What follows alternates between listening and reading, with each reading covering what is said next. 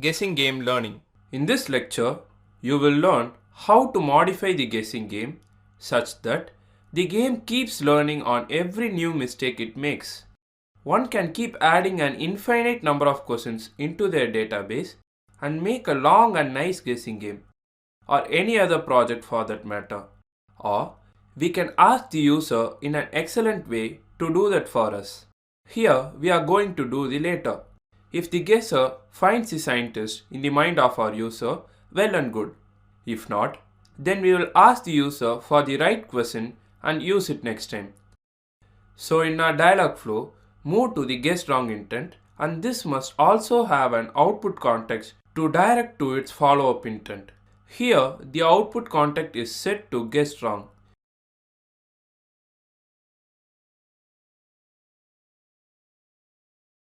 Now create a new intent with the input context set as guess wrong.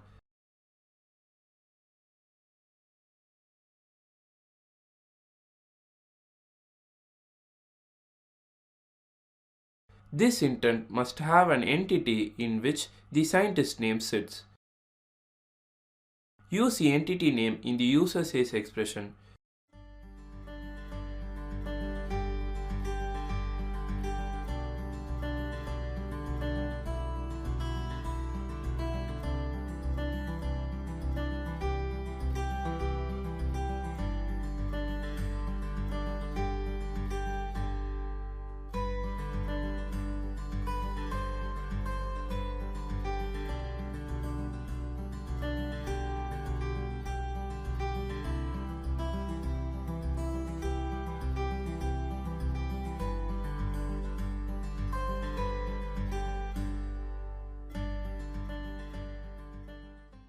Give an action name and enable the webhook.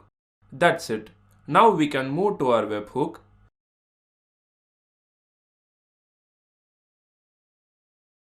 First map the action name to a function name. Open up a function with the same name.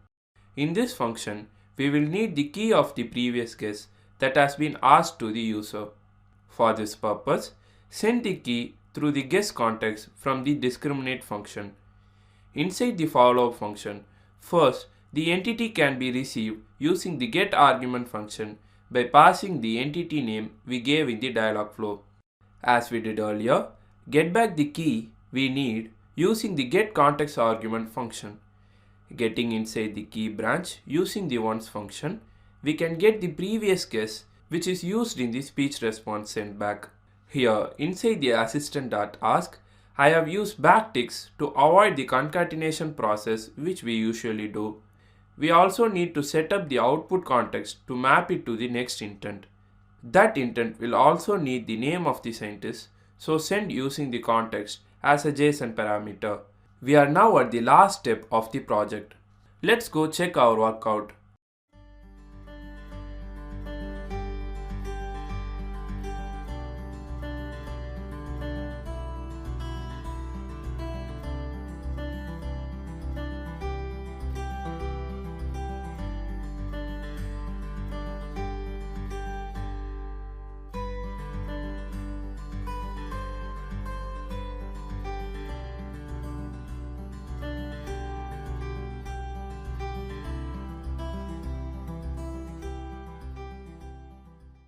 Create a new intent in Dialogflow to get the question the user will provide us.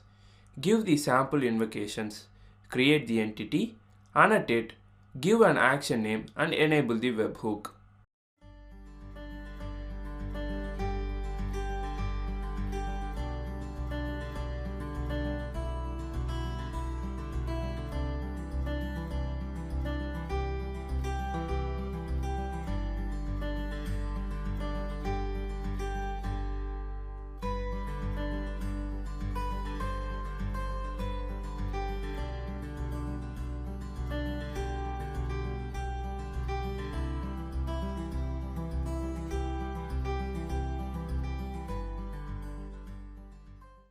Coming into the webhook, after mapping and opening up the function, get the name using the learn context and save it in a constant. Also, get the entity value or the question given by the user.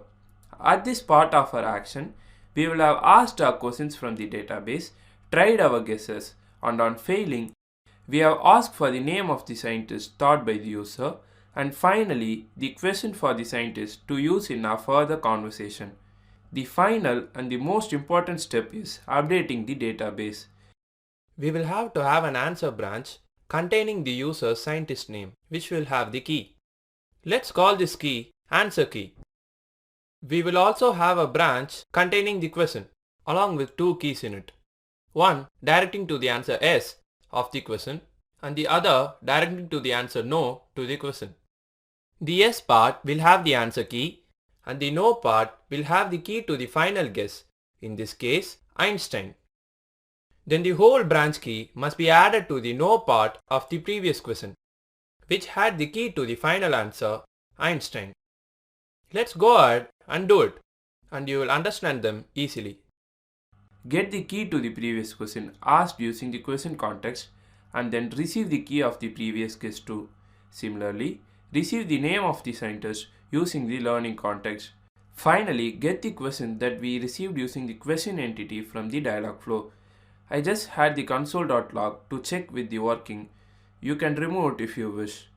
Then using the push function, push the new answer into the database. We are assigning it to a constant using which we can get the branch key of the whole data which is pushed. This branch key will go into the yes subsection of the new question that is going to be added. Next, push in the question with the yes and no subsets. As I already said, yes will have the answer branch key we just created, while no subset will have the key for the final guess which will be inside the guess context. That's it. The new content is added.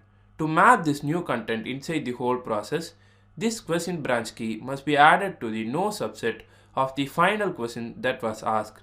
Using the update function, we can do it easily. First move into that branch and then make sure your JSON contains the same name, here n, and then update it into the database. Once uploaded, we can give back our final thank you response. Type in the response and send it back with the provision of the user playing the game again by setting the welcome as the output context again. Let's go check our workout.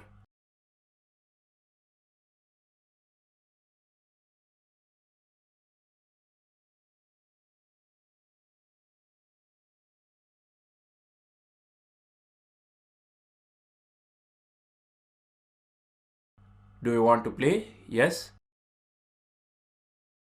Then no and no and no.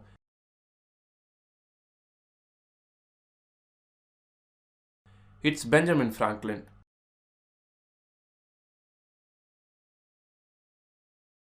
And he is one who found the lightning rod. That's the end of the long project we did. I hope now you have a very clear understanding of Firebase database.